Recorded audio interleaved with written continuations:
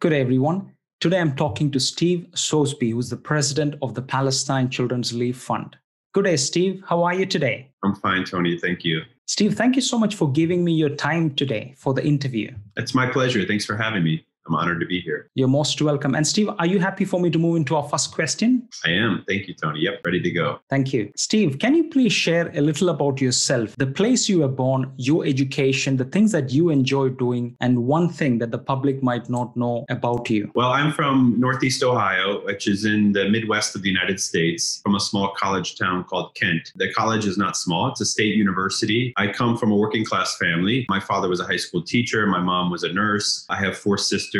Grew up in the 70s, in the 80s, and those were good times to grow up in. It was pre-internet, but also a time of relative peace and prosperity in the world. And went to public schools my entire life, worked my way through college. I paid my own way, which is something I'm very proud of. It's not possible to do in the United States easily anymore, but something I was able to do in the late 80s. Got a degree in international relations, and I have 3 daughters, one from my first wife who passed away 11 years ago from cancer, and a 3-year-old daughter from my second wife who is a doctor in cancer for children. So she's a pediatric oncologist. My first wife was a Palestinian woman who I was married to for 17 years and who helped build the organization here with me. One thing that listeners might not know about, I'm currently, I'm not sure how relative this is or relevant this is, but I'm very currently kind of obsessed with the history of the Civil War in the United States. I find it's very relevant because we have in our country today going through very significant, let's just say, divisions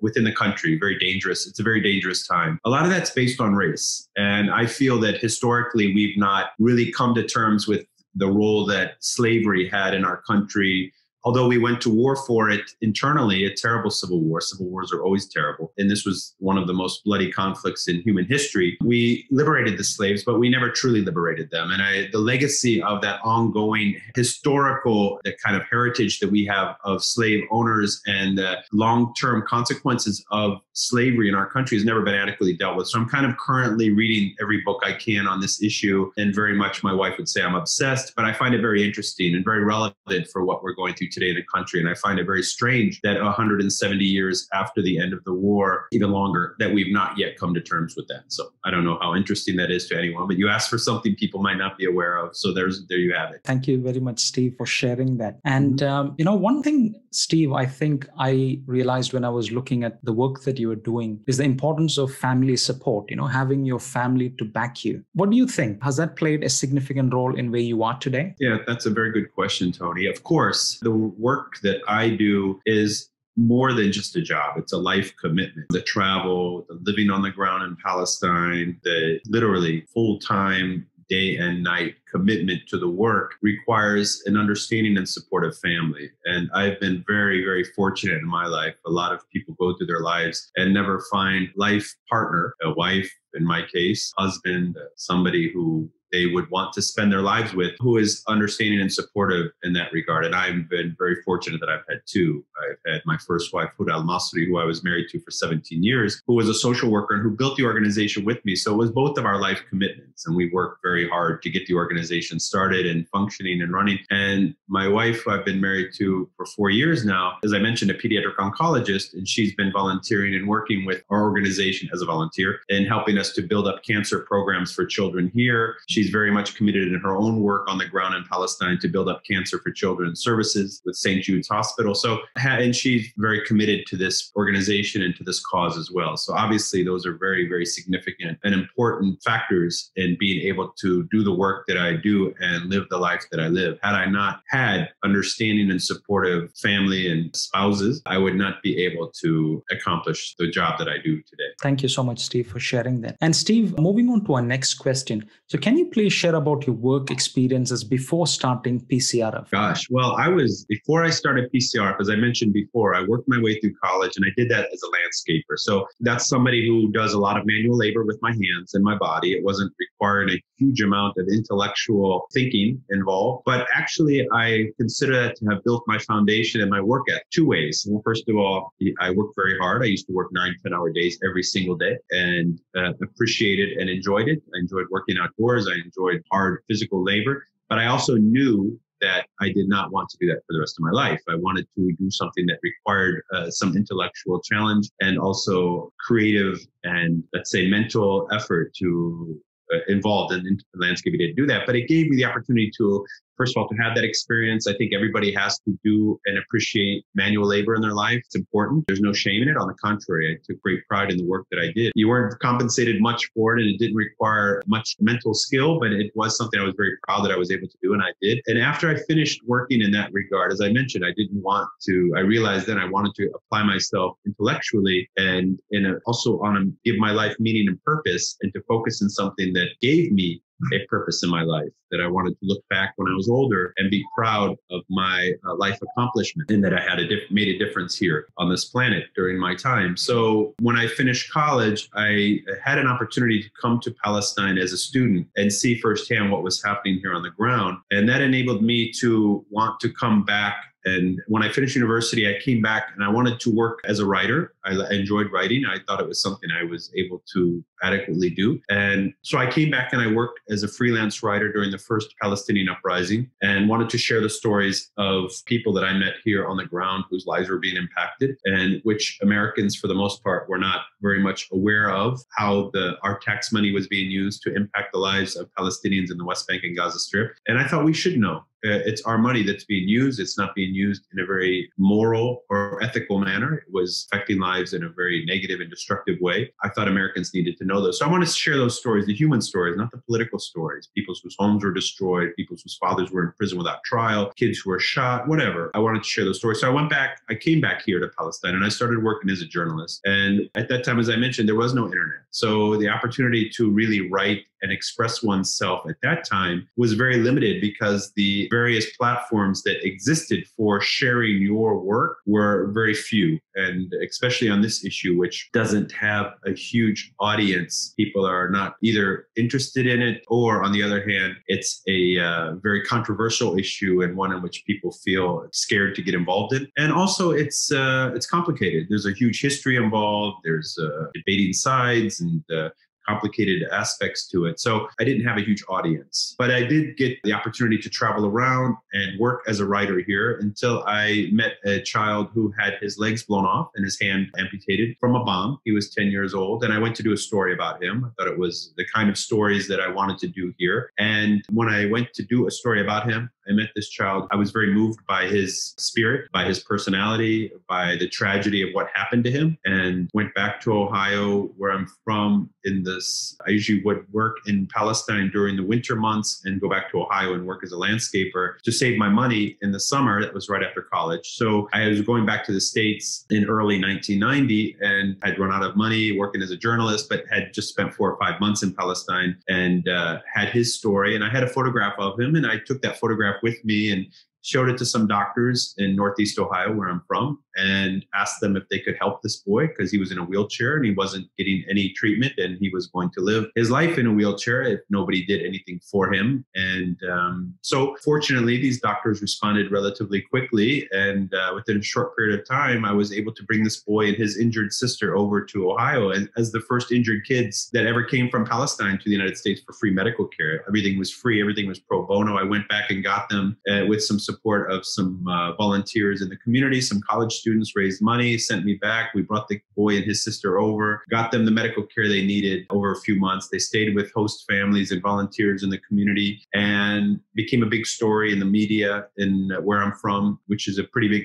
media market. And that was what I wanted to do as a journalist anyways. I wanted to share these stories. And if it wasn't me writing them, if it was the Cleveland Plain Dealer or the Akron Beacon Journal or the local television news sharing their story, even better. That's a much bigger audience than I would ever be able to have. So that accomplished my objective as a writer as well. After these kids went back, I didn't have an idea of starting an organization. I was just happy to help this brother and sister get medical care they otherwise wouldn't get. And people came to me and heard about this brother and sister getting treatment in the United States, and came to me with other children who needed medical care. And I realized then nobody else was doing this work. Nobody else was going to do this work.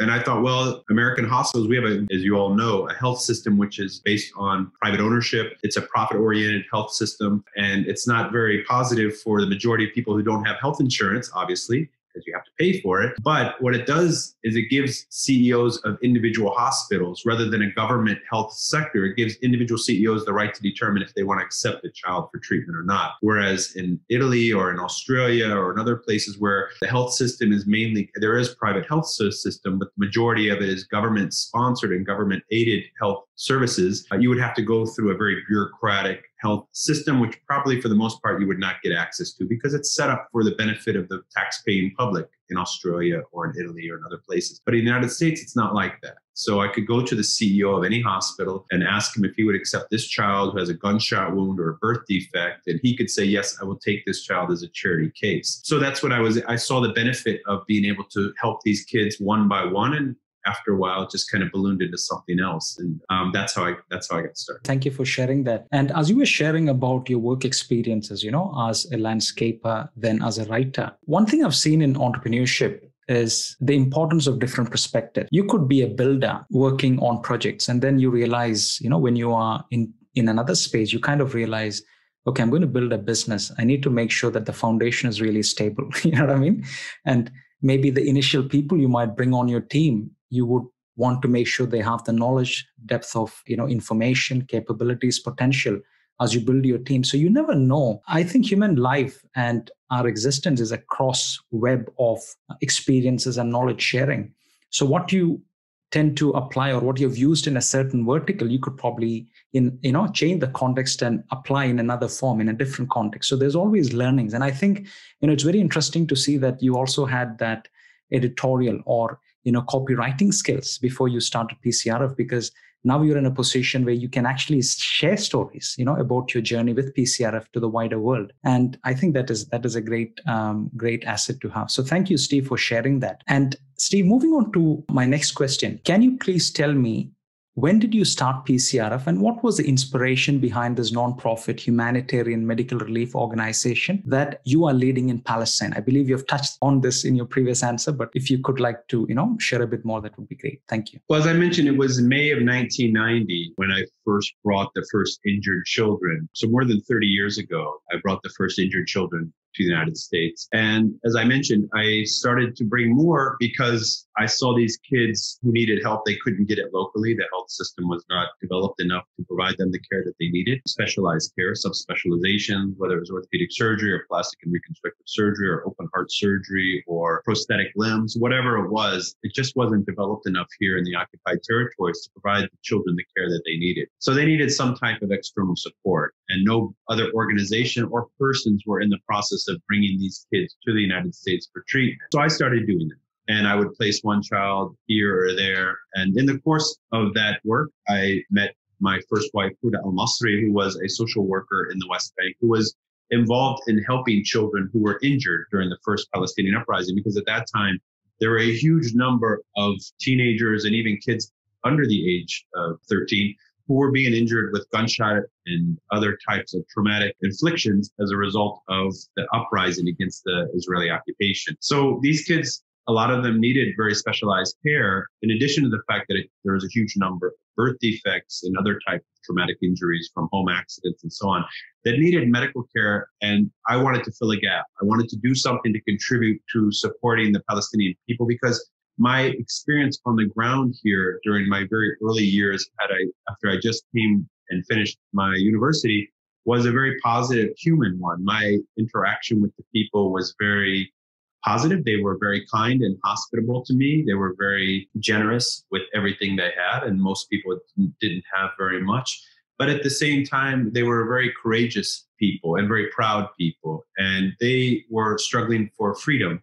And I came from a country where I did not have to struggle for my basic freedom or human rights. My forefathers had struggled for me, and they had sacrificed for me, whether it was, as I mentioned before, in my current interest of American history, in the Civil War, or whether storming the beaches in France or wherever it was. I had great grandparents and great grandparents, and even older than that, relatives who had struggled so I could be free. And I felt that comes with a certain responsibility to stand with other people wherever they are. It doesn't matter whether it was in South Africa at the time or Central America, the Middle East, anywhere on the planet where people are denied equality and freedom. I felt, and I continue to feel that way, obviously, that we have a responsibility morally ethically and politically to stand with those people and to support them in a positive way, and helping their children get medical care and get medical treatment, I felt was a very ethical, moral, and effective way of helping the Palestinian people in their struggle for freedom. So,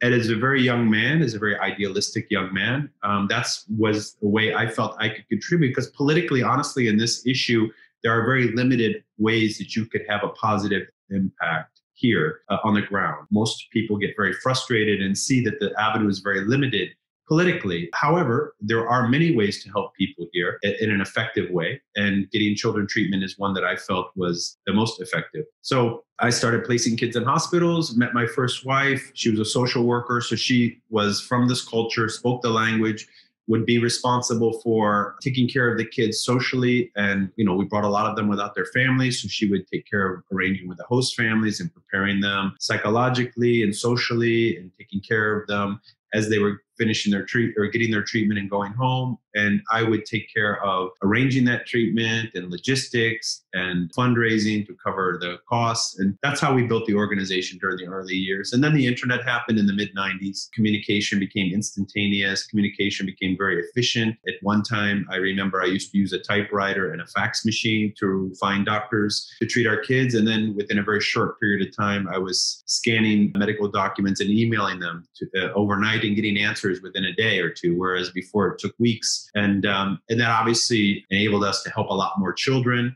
The organization began to grow. And over that period of time, we worked very hard to get these kids out, and then started bringing teams of doctors here. We were able to start identifying physicians who would come from all over the world, from Europe, from your part of the world in Australia and New Zealand, from Japan, from every South America. We would get volunteer teams of doctors to come and start treating kids in local hospitals. And obviously that's how the organization grew and expanded. Excellent, Steve. Thank you so much for sharing that. And it almost feels like it is a global effort, isn't it? So you are there doing that important work, standing on behalf of the children, and then, like-minded people from all over the world who share the same vision and passion are helping you in that. So it's kind of like the whole world has come together to help you to solve those, challenges there. Yeah, well, it's interesting because I've had the chance to travel quite a bit over the past 30 years and been to many countries. And even though I'm a small town working class kid from Northeast Ohio, I've come to the conclusion, and this is almost a cliche, but people everywhere, whether it's Australia or Italy or Brazil, we're all the same. Everybody, we might have different sports we like or different music we listen to or different languages we speak, but people are relatively the same. They want to do good. They want to have meaning in their life. They want to have an impact that's positive. And they also, obviously children is something that it's instinctual. If we have a child who needs help, it's not just an ethical issue or a moral issue. It's one in which it affects us deep inside of us. So, we appeal to people on this level. We have kids who need help. You're a doctor. Can you come treat them? We have kids who need a family to take care of them. You have a house near the hospital. Can you open that and take care of them? And the response we get, regardless of what country we're in, is overwhelmingly supportive. And we have doctors, as I mentioned, more than half our doctors come from places other than the United States. And I have friends all over the world, and I'm very grateful for all of their contribution and support for our work. Excellent, Steve. Excellent. That's very encouraging to hear. And Steve, moving on to our next question. When I was looking at your website, I could see that you were supporting people in refugee camps. You were helping in other ways as well, pediatric cancer department. Can you please explain to us what exactly does PCRF do in Palestine and other countries? So other countries are Jordan, Lebanon, Syria, Iraq, all of the Middle East area where there are children who need medical care. We try to have an impact. Our biggest area of focus is here in Palestine, where we have significant presence with offices in the West Bank and Gaza Strip. We also have an office in Beirut, in Lebanon, and in Amman, Jordan. And that's where our main focus is, because that's where there's a huge refugee population and also where the greatest need is. And we're not that big of an organization, so we have to really maximize our resources to have the biggest impact. What we do is, as we started, we continue to arrange free care for children who need treatment outside. And we've sent over 2,000 children. Since the first brother and sister that I brought to the United States over 30 years ago, we've sent over 2,000 children for free care all over the world. And in addition, mostly to the United States, but also to other places as well. In addition to that, one of the main organizations in the world, and certainly the main organization in the Middle East that sends children outside for free medical care. I don't really know anybody else who does it, certainly not to the extent that we do. We also bring, as I mentioned before, volunteer missions of doctors and nurses from all over the world here to fill gaps in the health sector, provide services that are not available, treat children who are waiting to be treated, and also train the local doctors and build up services locally so they are able to better treat their own patients here on the ground. And those are in basically all of the subspecialties I kind of ran through briefly before: open heart surgery, maxillofacial, plastic and reconstructive, urology, neurosurgery, general pediatric surgery, orthopedics, hand surgery, vascular surgery, oncology, all of those subspecialties for children. We bring volunteers over. We brought 175 volunteers in 2019 before the coronavirus pandemic, which impacted our ability to bring doctors here. It's a temporary situation, of course, but hopefully this will be under control soon and we'll be back to being able to bring in our teams. But under normal circumstances, we're really the main organization that brings in volunteer surgery and medical teams from all over the world to treat patients and to train local doctors and nurses, mainly in Palestine, but also in the camps in Lebanon and in Jordan. We also do a variety of different types of humanitarian projects.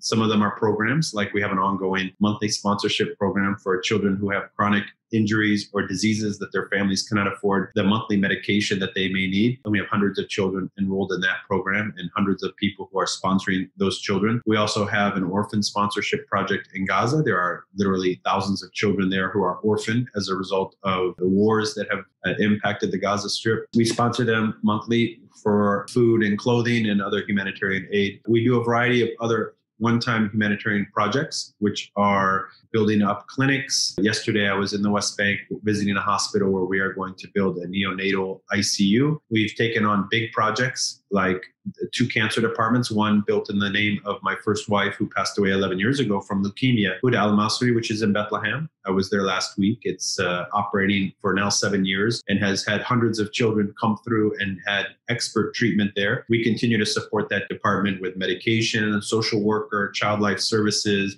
supporting the doctors and nurses there to ensure they have all of the equipment and medication they need to provide treatment for those children. The same in the Gaza Strip. In February of 2019, we opened Gaza's first pediatric cancer department because children in Gaza were not able to get treatment locally. They had to travel outside. And leaving the Gaza Strip is not just getting in your car and going, as it might be in Australia or in the United States. You would need a permit from the Israeli army to go outside. And it was very difficult to get that permit. If there's a holiday or there's some type of violence, those permits will not be issued. A lot of times those kids would have to travel almost always with an older relative, a grandmother or grandfather, because their mother or father could not get a permit to accompany them to the hospital in the West Bank or inside Israel. So we brought those services locally inside Gaza. We built that cancer department and opened it in February of 2019 in the name of Dr. Musa and Suhaila Nasser, who helped me start PCRF nearly 30 years ago. And so those are the 2 great accomplishments. Those departments are both open and functioning and treating kids with cancer. We're in the process of completing pediatric intensive care unit here in the West Bank and a pediatric cardiology department. These are multi-million-dollar programs and projects. So we're close to completing those, and they'll be open hopefully by the end of the year, which would be a great benefit to the public health sector here because these are services that are currently not available. And we have many, many other large infrastructural projects. What we do is we identify defects in the local public health sector, and then we try to fill that. So we knew that there was a shortage of ICU beds, and so we built an ICU to fill that shortage. And we have very unique kind of projects as well. We have hundreds or dozens of children in the Gaza Strip who are amputees, many of them from gunshot wounds. We built an amputee community where we are training the local prosthetic providers to be able to build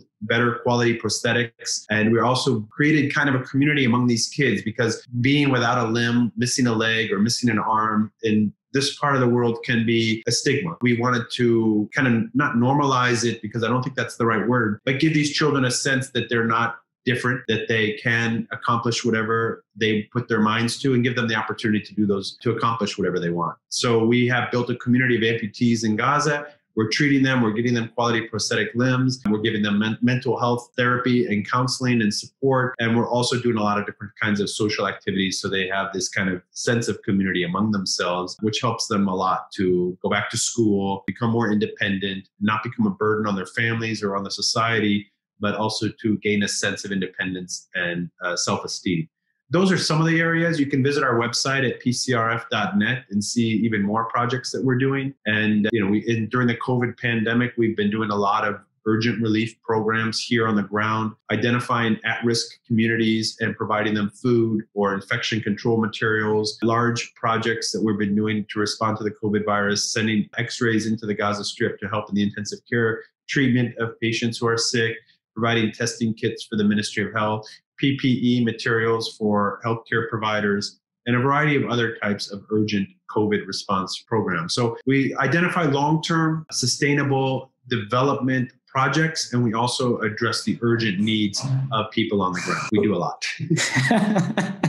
Good on you, Steve. Thank you. Thank you for giving an idea of what you actually do, and wish you the best with the upcoming projects, that are going to be completed in the coming months or years. So thank you for sharing that. It seems like you got so many things happening, and, I'm sure you have a wonderful team who's helping you to accomplish these things. So thank you so much for sharing that. And Steve, moving on to our next question, let's focus on one project that was completed by PCRF. Let's take Gaza's first pediatric cancer department. That is the one you mentioned, Dr. Musa and Suhail Nasser, Gaza Pediatric Cancer Department. Could you please share 3 significant challenges you might have faced in setting up the department, and how did you overcome them? Well, that's an excellent question, Tony. I mean, the most significant one we faced was importing the medical equipment and medical supplies into the Gaza Strip, because they don't manufacture anything themselves. It's a very narrow strip of land, the Gaza Strip, geographically only 5 miles wide and 42 kilometers long, full of 2 million people. Half of them under the age of 18, 8 refugee camps, most live on $2 a day. So you can imagine it's a besieged community that don't have any of their own resources to really benefit from. So we had to import all of the materials from outside. And because Gaza is under Israeli control, what comes in and out of the Gaza Strip, we had to get special permits. And the Israelis, of course, have their own security concerns and would review every pipe that came in, every electrical device, every piece of equipment, and ensure that it didn't also have a security component that they would feel was threatening to them. And sometimes we weren't even aware that this piece of equipment or this kind of material, this kind of piping could be utilized for anything other than what we were trying to import it for. So that was a big impact on our building of that department, was bringing in the materials and the equipment through orders and getting permission to do so. The other one was the lack of resources locally within the Ministry of Health. So the Palestinians have a bit of a dysfunctional, this is an understatement, a dysfunctional political system, meaning that the West Bank is under one kind of Palestinian authority and the Gaza Strip is under another one. The Gaza Strip Ministry of Health doesn't have any resources of their own. They virtually do not have the ability to pay salaries. At the same time, they're in control of the hospitals in Gaza. So being able to build a department and make sure that that department has proper staffing, most importantly, the drugs that children need to fight cancer, like chemotherapy drugs, has been and was initially an ongoing struggle. And there's a lot of politics involved. I don't want to get into that now, but you can just imagine that this is impacting all aspects of life in Gaza, including the health sector, including children with cancer. So sometimes there's shortages of drugs that there shouldn't be. And a lot of times children go outside of Gaza if they're able to get a permit for a drug that could easily be provided at a much lower price by the Ministry of Health if they had those drugs available. So that's one of the big challenges as well. And then in addition to that is just ensuring that there are properly trained staffing, because pediatric cancer, pediatric oncology, and hematology is a very sophisticated and complicated area of medicine, as you can imagine. So we're fortunate that there are a couple of doctors there, one in particular who was trained at the Sick Kids Hospital in Toronto, Canada, and have the skills and have the training to run a department like this. But most of cancer treatment for children is nursing. So we put a program together for nursing, training nurses. We're very fortunate to have a partnership with the King Hussein Cancer Center in Amman, Jordan, However, getting doctors and nurses out for training in Jordan from the Gaza Strip is really, it's impossible these days because of the coronavirus, but even beforehand was very, very difficult. You need permission from three authorities, the Palestinian, the Israeli, and the Jordanian. There's a lot of politics involved. There's a lot of security issues involved. And there's a lot of logistical issues involved. So we have in place a program for training nurses and doctors, but we're unable to get them out at this time. So what we've been doing is bringing in people to help train them before the COVID crisis, of course. And one of those was, as I mentioned, my wife, Dr. Zina Salman, who's a pediatric oncologist. She's very much involved in supporting the training of the doctors and nurses there, as are many other oncologists from outside all over the world who like to come and spend time in the department and give support and training and assistance to the local staff. So those are the three main areas. We have other ones as well, but those are the three main ones that you asked me to identify. Thank you very much, Steve. The other side of the question was, how did you overcome those challenges? Working here in the occupied territories, you do have to adjust to a different kind of circumstance that you don't have in other countries, even in the region. Whereas, because there is a military occupation, importing supplies does require the approval of a third party. This often causes a lot of bureaucratic and political challenges that we wouldn't have in other places. So you do get, I don't want to say you get used to it, but it does become part of the normal challenges that your organization has to face. Been here for a long time, longer than our organization. But however, in the Gaza Strip, it's even more difficult because of even more complicated politics on the ground there. We were able to utilize the support of the World Health Organization, the United Nations, and other partners who were able to assist us in getting these equipments in because of the ongoing closure of the Gaza Strip. So we were fortunate to have those friends and those partners who assisted us in that. But it's a case-by-case basis. In other places in the West Bank, for example, we don't have the same depth of restrictions. There are still restrictions, but they're not the same extent that we have here.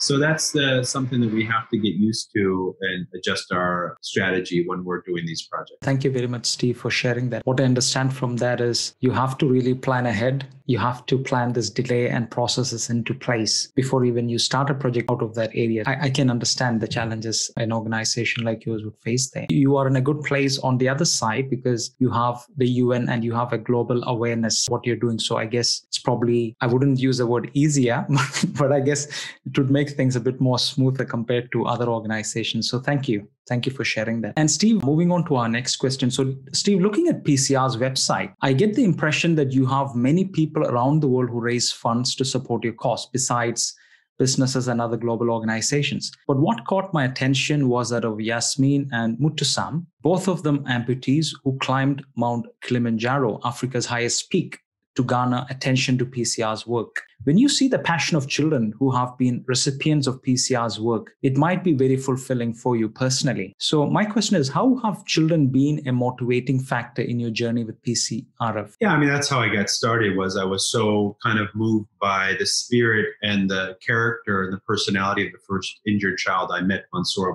And since then, I've constantly been impressed with the courage and the dedication and just the overall, will of Palestinian children here to overcome their injuries and whatever physical challenges that they have in their lives. Many of these kids are born in refugee camps. They don't have anything. They don't have any material benefits. They don't have hope. Many of them are with limited shelter and limited opportunities in life. And yet their personalities and their characters are very positive and very strong. And I'm very impressed with that. That's not necessarily the case in the States. I think often having too much material, let's just say too much affluence in society, can erode the discipline and the character of the younger generations who may take for granted the things that their fathers have worked so hard for materially. And I think that it's important, for us to kind of raise our kids to be more grateful for what they have.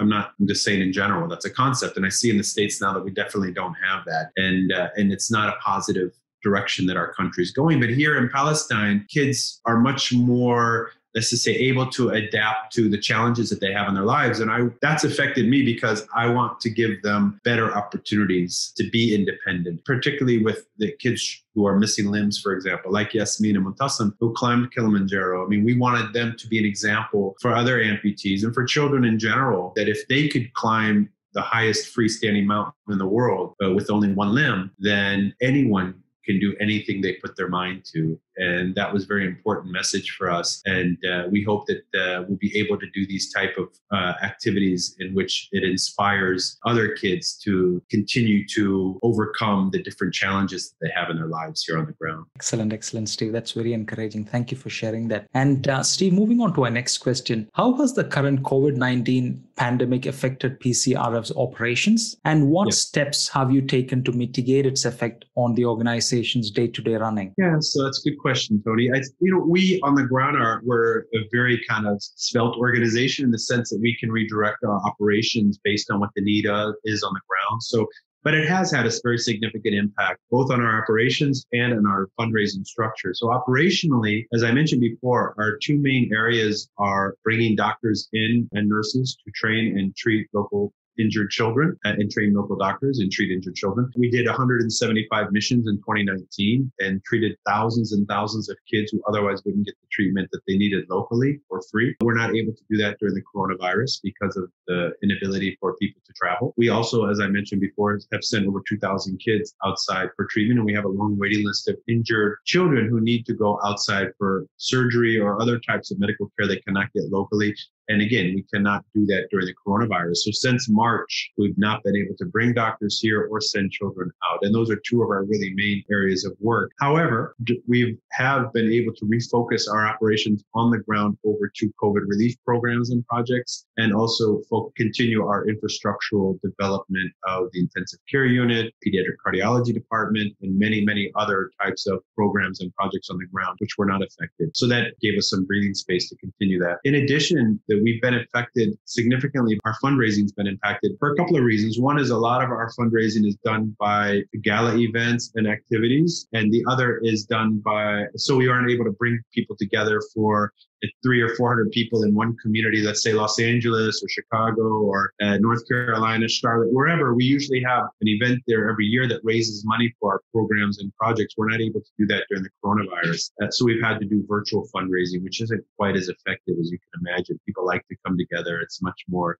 entertaining and sociable if they do. In addition to that, the economic impact of COVID, we're a grassroots nonprofit organization. So we get donations from thousands of people all over the world, and many of them middle-class folks who have stores or have businesses that have been impacted, jobs that have been lost due to the economic impact of the COVID virus. So that obviously has impacted our organization as well. We don't get government funding, so we haven't been affected by that. But because the economic impact of the virus has been pretty significant, that's impacted our fundraising structure as well. Thank you, Steve, for sharing that. And I think it's happening right across the globe. Presently, a lot of people, even in Australia, losing their jobs. Businesses had to downsize. So it's a global challenge. And I hope as a world, we would be able to overcome these challenges, especially with the vaccine on the scene. And I hope 2021 would be much brighter for PCRF. Steve, moving on to our next question. So moving forward, what are your plans for PCRF? Well, we're growing. We've grown quite a bit over the last few years. Me personally,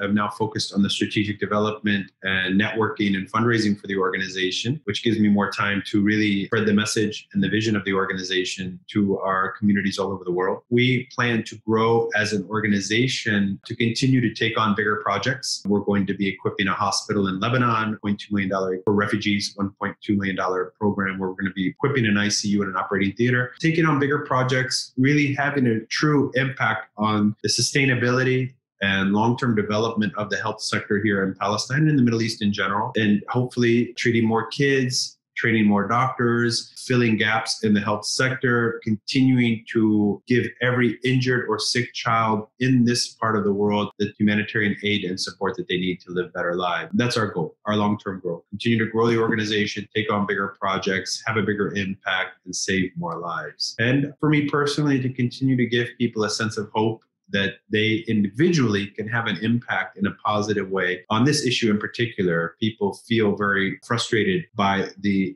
inability to make a positive change here on the ground because of the complicated, intransigent political situation. But that shouldn't dissuade anyone from being active and having a role in helping to heal the wounds of this conflict by treating children and supporting organizations like ours. So I hope that message I'll be able to continue to carry and spread to people all over the world and to give us a chance to do more. Good on you, Steve. Thank you so much for sharing that. And I wish you the very best moving forward. Thank you. And Steve, moving on to our next question. Steve, you were one of the finalists on the 2020 Arab Hope Makers Platform or Initiative, an initiative set up by the ruler of Dubai. It must have been a proud moment for you and PCRF. You have been in Palestine for close to 30 years to help children of the land. The impression that I get is that there has been overwhelming support from the West for your cause. What has been the support from the wider Arab world for PCRF? Well, that's a good question, Tony. Thank you. Yeah, winning the Arab Hope Maker Award, being one of the finalists, was a great honor for me. It happened right before the world shut down due to the coronavirus. So I was fortunate to be able to travel to Dubai in late January and accept this award from His Highness Sheikh Mohammed, the ruler of Dubai. So the Arab world is a bit complicated as far as support. Of course, we get lots of support from the Arab world, and a lot of our support are from Arabs in the United States as well. It's just a geographical issue. But in the Arab world, it's a bit more complicated because politically, in the last few years, we've seen things change significantly in this region. Now you have peace treaties being signed between Israel and in different countries here in this part of the world. And of course, everybody's for peace. We all want peace to come between all countries, but we also want to see better lives for the Palestinians, freedom for the Palestinians, self-determination for the Palestinians, an end to a life in which they don't have the ability to live and travel freely. So we're hoping that the region will continue to provide humanitarian support and assistance for the Palestinians. And we hope that countries, as they make normalized relations with Israel,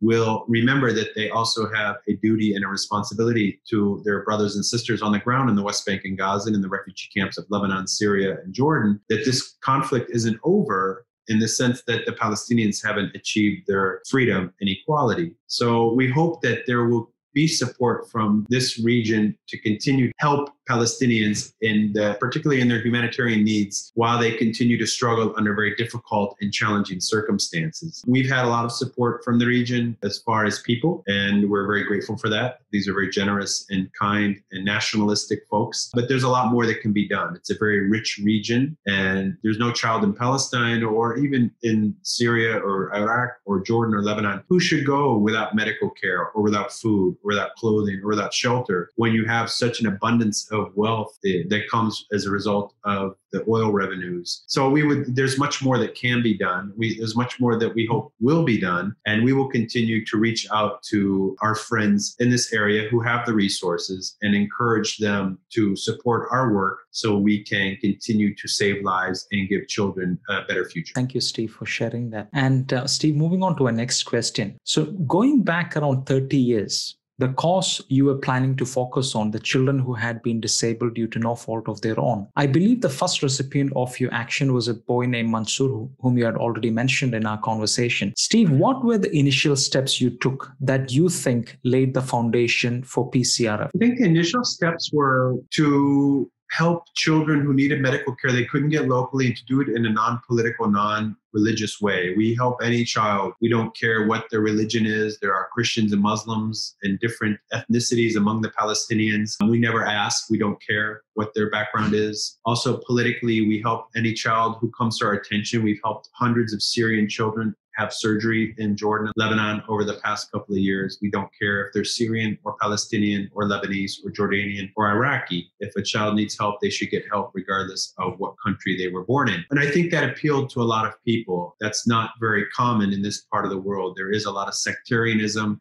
There is a lot of, let's say, religious nationalism, for the lack of a better word, where people only help others from their own community. And we help children based on their humanitarian needs. And in addition to that, we were very transparent in the sense that, and this is starting, this continues today, people see how their money is being spent. They see if they give to help a child. We always update those donors and let them know hey, your $100 went to buy this child a wheelchair, or get this child this surgery, or bring this child to a hospital in the United States for treatment. And they feel confident that their funds are being utilized the right way. So transparency is very important. We created the organization to be extremely transparent. And I think that gives donors and supporters a sense of confidence that the organization is operating in a way that they are able to continue to support us and feel confident that support is being utilized correctly. And that's how the organization was founded. And that's how we continue today.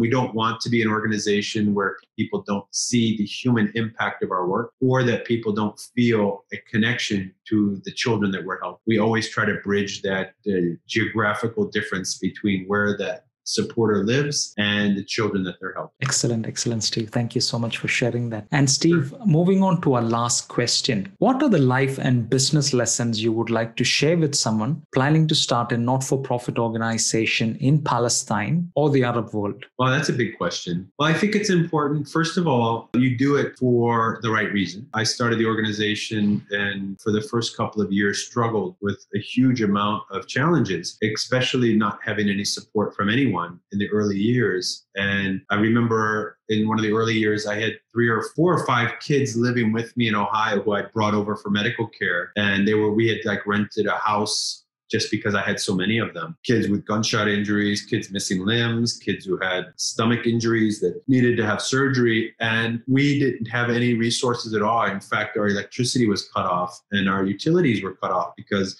we couldn't pay the bills. And that didn't stop me. I was very frustrated, but I didn't give up. And I think that's a message, is that if you're going to do something like this work, you do it for the right reasons. You do it because you want to help people, not because you're trying to have a career or make a life out of it or become famous or whatever. Shouldn't be your motivating factor, number one. Number two is that stay free of the politics and the identity issues that exist in this region. It's very easy to fall into family connections or regional connections. People in different parts of the West Bank are very much favorable to where they come from. That shouldn't be important. Or national identity. As I mentioned before, we help any child who needs help. Palestine is in our name, but because that's when we founded the organization, that's where the main problems were here in Palestine. There wasn't a war in Syria. There wasn't a war in Iraq. There wasn't the challenges in Lebanon that we see today. So our focus was Palestine. Had we known 30 years later that our work would be kind of transnational, we may have changed our name to be something different, but that doesn't mean that we don't help other children. So really, another lesson is that you stay free of any religious or political baggage or connections that can compromise your credibility in being a humanitarian organization. Because humanitarian is you help people who need help, not because they have the same religion or the same nationality or the same skin color that you have. And finally, a life lesson for me personally. I've suffered a lot of tragedy in my life. My first wife died from cancer, and I watched that for 6 months and tried to help her and love her as her husband. And it, of course, broke my heart. I had 2 small children at the time to raise by myself. And, when you face those type of personal challenges, and also she was a big part of the PCRF as well, you have to make a decision whether the work you're doing in your life is so important that you put aside your pain and your broken heart and your despondency and continue. And I knew those children who we were committed to helping needed to be helped, that their lives also needed to be saved and they needed to be healed. So I focused my energy and my, let's say, sorrow and into something positive. And we built a cancer hospital in my first wife's name. And since her passing, hundreds of children who have the same disease that killed her are getting life-saving treatment that she was not able to beat. So I think just don't give up in life.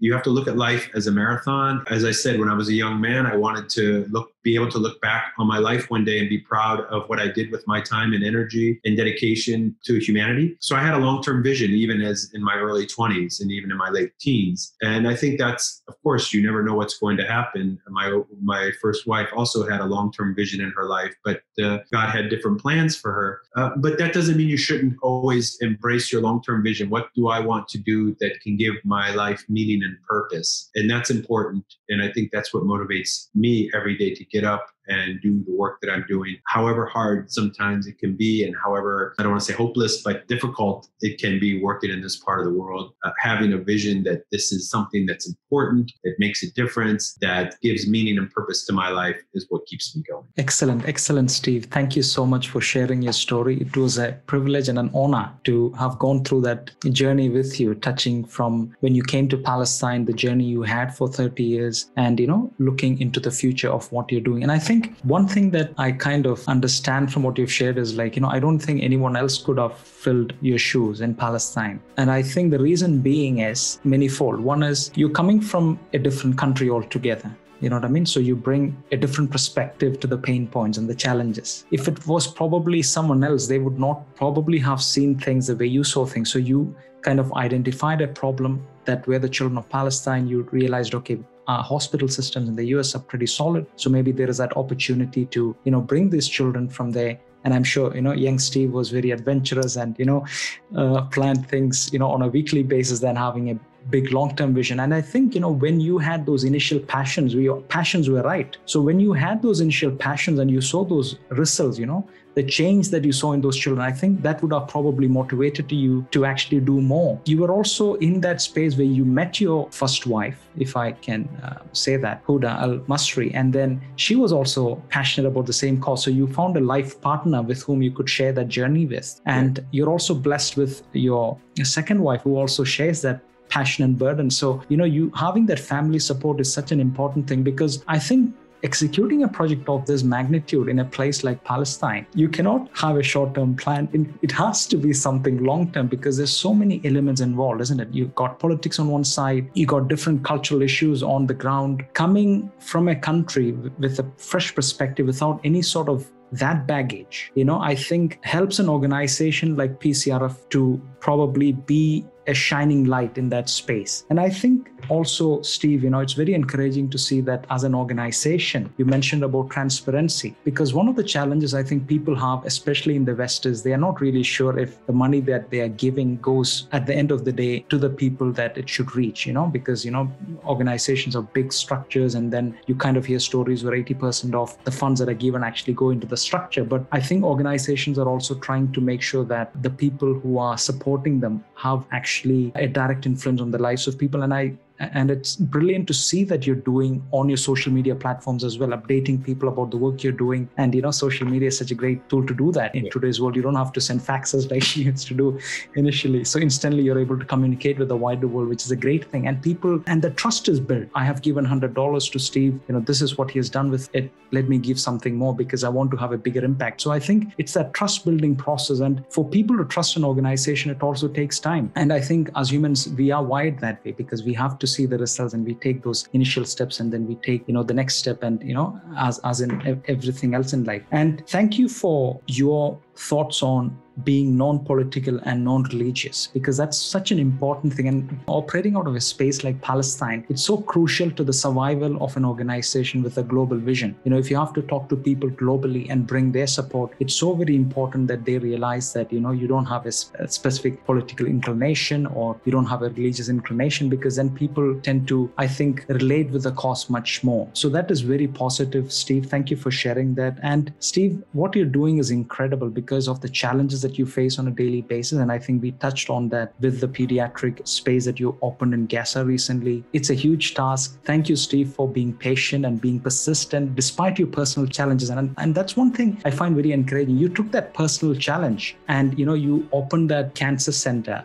the Huda Al-Masri Cancer Center for the children. In a way, you converted your personal pain and you wanted to basically use that pain as a springboard, if I can use that term, or a personal experience to soothe the pain of other people going through similar experiences, in a way giving back to society through the pain you have gone through, because, you don't want others to suffer the same suffering you've gone through, the pain you've gone through. So that's very positive. And I think, Steve, unless and until you have a deep conviction, you wouldn't be able to do this long term. And I was recently seeing the video on YouTube where your daughter was campaigning for, I think it was G4C, and it's also good to see see that she's also in a way, on the bandwagon or preparing herself to actually, fight for a just cause. It's very wonderful to hear the story, Steve. Thank you so much for sharing this with me today. I wish you the very best, and I hope PCRF would conquer more spaces in the Middle East and people would be able to come around you in support of what you're doing. So thank you so much. Thank you, Tony. I appreciate everything you said and giving me the opportunity to talk about the organization, a little bit about my life. And I congratulate you for this program and for the platform you're created. And thank you again for everything you're doing. Forward to seeing more of your great programming and interviews in the future. Thank you, Steve. All the best.